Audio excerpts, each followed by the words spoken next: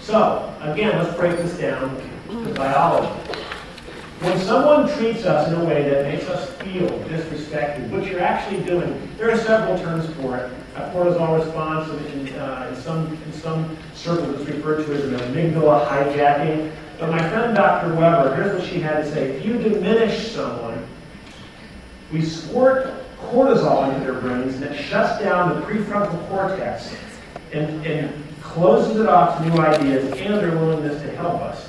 To give you that kind of an experiential understanding of what this is like, how many of you can remember the last time you saw flashing lights behind you? You were being pulled over. And maybe you were guilty, maybe you weren't. Doesn't really matter. You see the flashing lights, you think, darn. Now, can you think about it? You know the adrenaline that your body's it's all hyped up on something? When somebody makes you feel disrespected, your body is flooded with the exact same set of what we call cortisol. Is actually it's not a neurochemical. It's I forget what it's called. It's another chemical that your brain still secretes. Anyways, I forget what the family is called. How long does it take your body to get over that? Any idea? 3.5 hours. 3.5 hours before those chemicals naturally dissipate out of your bloodstream. And by the way, cortisol, it's there for a reason. Your body wouldn't do it, would not create a chemical compound that it didn't need. It goes back to our prehistoric beginnings when we were not necessarily the hunter, but being hunted sometimes. Your cortisol response was when you picked up something, like movement in the bushes next to you, it was a saber-toothed tiger or something. That cortisol response was intended to get you out of danger very quickly.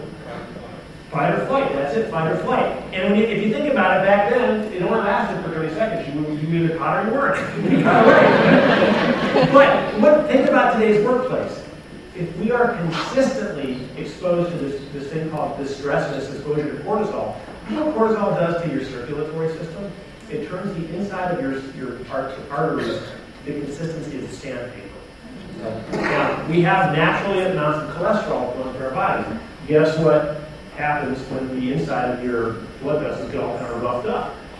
The cholesterol sticks to them, and then it starts building up. And then we get, that's why if you ask the doctors at the Cleveland Clinic, they will tell you that stress, brought up in stress responses, is the number one cause of heart attacks.